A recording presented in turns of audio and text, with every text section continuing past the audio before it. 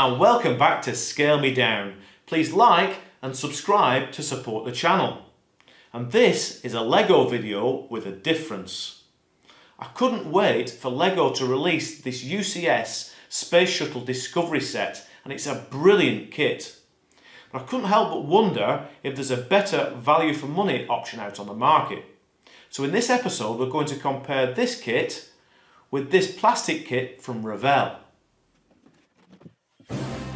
So whilst Gwen builds the Lego kit, we'll get the box open and build the Revell kit.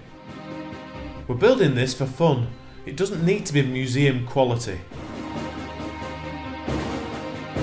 Here I'm removing the parts from the plastic sprues with side cutters and cleaning them up with a sharp hobby knife. Then we can test fit each part before using the supplied glue to fasten it all together.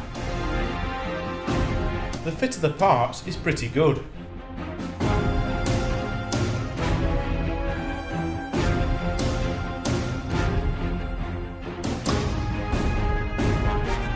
I used automotive rattle cans for the main colours. Here I've used masking tape to protect the white before spraying the black. I've used a Molotow chrome pen for the first time here.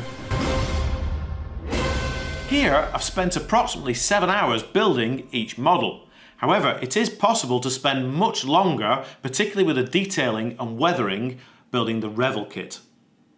But how do these two kits stack up? Well, firstly, I have a confession to make. This is not actually genuine Lego. Instead, it's compatible Moldking blocks, and I got this kit from AliExpress for around £50, which is the same as I paid for the Revell plastic kit. I found the fit of the parts to be around 95% as good as genuine Lego system bricks, although I did find the mechanical functions a little stiffer with the Moldking kit. The colour build instructions for both kits are excellent, in fact they're very clear. When you build the Revell plastic kit, there's no stand included, so we made one from acrylic using our laser, although you could make one from plywood or indeed anything else.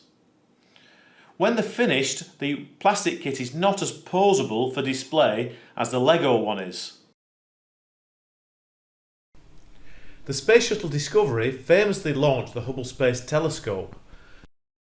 This kit can be posed to represent each part of the deployment, and in fact the Space Telescope makes a nice display kit in its own right.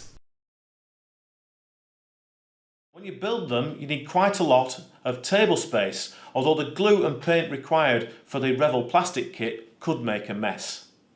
I think perhaps there's more skill in building the Revell plastic kit than there is in the Lego, but there's also a lot more detail.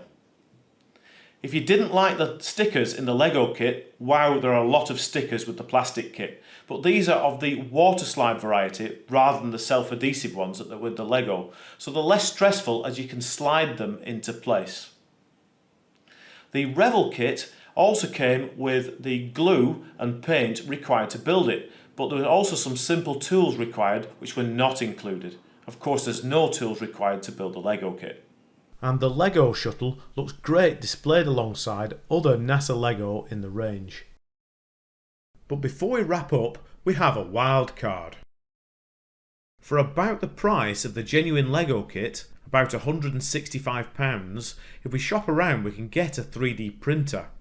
I downloaded this free Space Shuttle file from Thingiverse, and then it's a simple job to cut it up into bits for 3D printing using the plane cut tools in Meshmixer. And here I printed ours in 3 bits at a scale of 1:71, which is between the Revell and Lego scales. This model then required gluing, filling, sanding and painting. To complete, I made these water slide transfers using this special decal paper. And after they're printed, you have to seal them using spray lacquer. I joined the cargo doors and retained them with magnets. And now it's finished as a pencil tidy for our favourite maths teacher's desktop.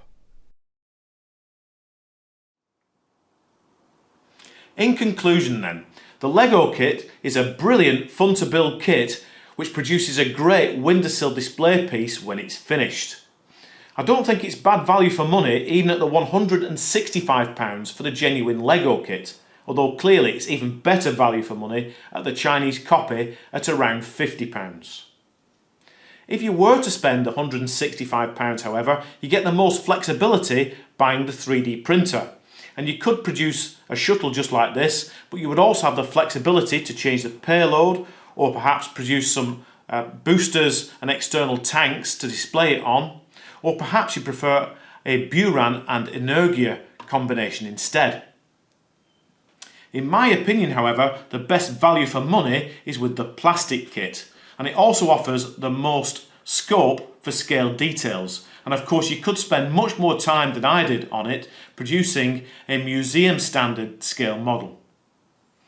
I hope you found this little review useful and interesting, and we'd love to hear which your favourite of these three options is. Please leave your comments in the section below. And remember to like and subscribe to support the channel. Thanks for watching, and we'll see you next time.